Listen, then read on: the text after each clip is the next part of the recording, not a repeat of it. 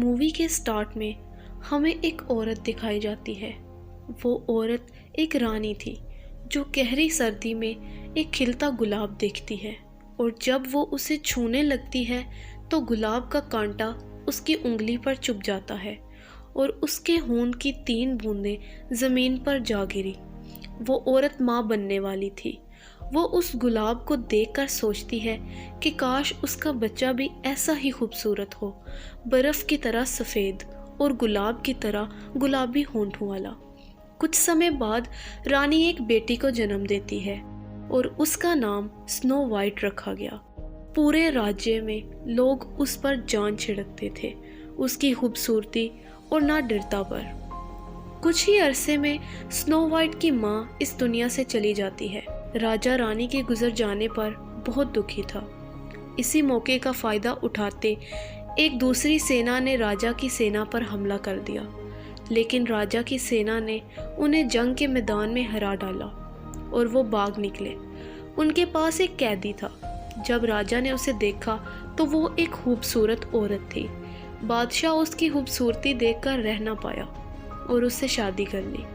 शादी की पहली रात ही रावेना ने राजा को कत्ल कर दिया और फिर वहाँ अपनी जादुई सेना और अपने भाई के साथ उस महल में राज करने लगी।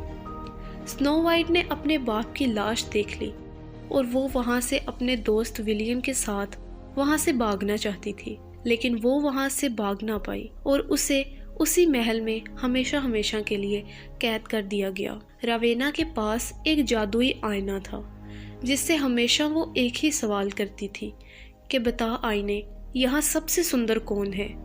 और आईना हर बार उसे एक ही जवाब देता था कि वो तुम हो मेरी रानी।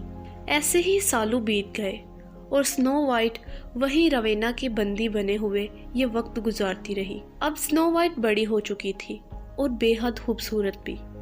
एक दिन रानी रवेना की फौज 2 लोगों को किसी जुर्म में रवेना के सामने पेश करते हैं। वो दोनों बाप बेटा थे और वो बच्चा रानी को मारने की कोशिश करता है, जिस पर रानी अपने जादू का इस्तेमाल करके उसे मार डालती है, जिससे रानी की शक्ति कम हो जाती है और एकदम उसकी जवानी भी ढलने लगती है और वो बूढ़ी दिखने लगती है। जिस पर रवेना का भाई उसके सामने एक जवान लड़की पेश करता है। रवेना उसकी खूबसूरती उससे छीन लेती है और फिर से जवान दिखने लगती है।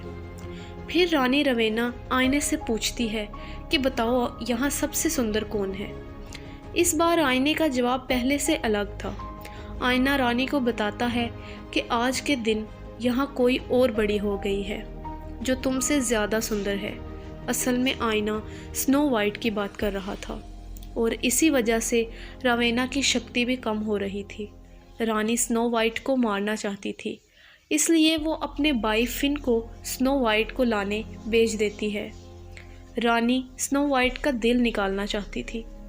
फिन स्नो वाइट को लेने उस कैदखाने में जाने लगता है, लेकिन स्नो वाइट फिन को चकमा देकर वहाँ से भाग निकलती है और महल के ऐसे रास्ते से निकल जाती है जो उसे सीधा चश्मे के अंदर ले जाता है।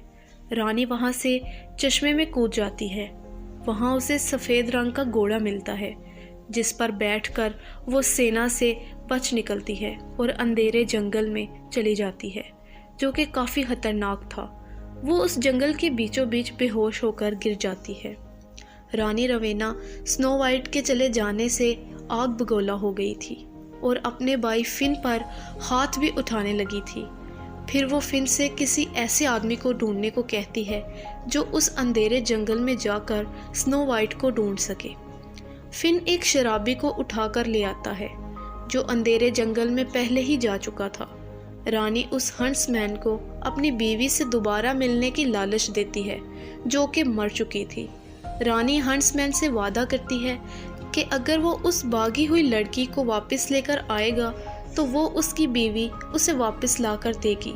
ना चाहते हुए भी हंट्समैन रानी की बात मान जाता है और उस लड़की यानी स्नो वाइट को ढूंढ लेता है, लेकिन बदले में वो फिन से किया हुआ वादा पूरा करने को कहता है। फिन उसे बताता है कि रानी सब कर सकती है, लेकिन वो मरे हुए लोगों को वापस नहीं ला सकती। हंट्समैन फिन और उसके आदमियों को मार गिराता है। हंट्समैन स्नो वाइट से पूछता है कि रानी तुम्हें क्यों मारना चाहती है। स्नो वाइट हंट्समैन को अपनी असलियत तो नहीं बताती, लेकिन उसे अपने साथ रहने को और उसकी मदद करने को कहती है। हंट्समैन 100 अशरफियों के बदले उस लड़की की मदद करने को राज़ी हो जाता है। स्नो वाइट के ज़िंदा होने की खबर सारे शहर में फैल गई थी और उसके बचपन का दोस्त विलियम उसे ढूंढने निकल जाता है। विलियम धोखे से रानी की सेना में शामिल हो जाता है, एक तीर अंदाज की हैसियत से। हंट्समैन स्नो वाइट को ऐसे लोगों के पास ले जाता है जो शहर से दूर रहते थे। उन्होंने अपने चेहरों को बिगाड़ रखा था ताकि रानी रवेना से बच सकें, लेकिन स्नो वाइट के वहाँ होने से रानी के लोग वहाँ भी हमला कर देते हैं। लेकिन हंट्समैन स्नो वाइट को वहाँ से लेकर निकल आता है। रानी रवेना की शक्ति कम होती जा रही थी और वो बदसूरत भी होती जा रही थी। हंट्समैन और स्नो वाइट को जंगल में बौने पकड़ लेते हैं, यानी आसमान से गिरे और खजूर में अटके। स्नो वाइट उन्हें बताती है कि वो राजा मैग्नस की बेटी है। स्नो वाइट बौने उन दोनों को छोड़ देते हैं और अपने साथ ले जाते हैं। रानी रवेना की फौज अभी भी स्नो वाइट और हंट्समैन का पीछा कर रही थी। वो उन पर हमला कर देते हैं। तभी हंट्समैन फिन को मार डालता है और विलियम भी स्नो वाइट से मिलता है। रवेना की हालत बहुत बुरी हो चुकी थी। उसे स्नो वाइट का दिल चाहिए था, फिर से शक्तिशाली होने के लिए। इसलिए वो खुद विलियम का रूप धारकर स्नो वाइट के पास आती है और उसे धोखे से मारने की कोशिश करती है और फिर उसका दिल निकालने की कोशिश करती है। लेकिन तभी मौके पर हंट्समैन रवेना पर हमला कर देता है। रवेना अपने जादू से वहाँ से भाग निकलती है। उसकी हालत बिल्कुल खराब हो चुकी थी। वो वक्त दूर नहीं था जब रानी मरने वाली थी। इसी मौके का फ़ायदा उठाकर स्नो वाइट अपनी एक फ़ौज तैयार करती है और जंग के लिए निकल जाती है। लेकिन रानी रवेना भी पहले से तैयारी कर चुकी थी। स्नो वाइट रानी रवेना और उसकी जादुई सेना को हरा देती है। स्नो वाइट रानी रवेना के दिल में खंजर घोंप देती है और रानी रवेना वहीं ढेर हो जाती है। स्नो वाइट फिर से उस देश पर राज करने लगती है।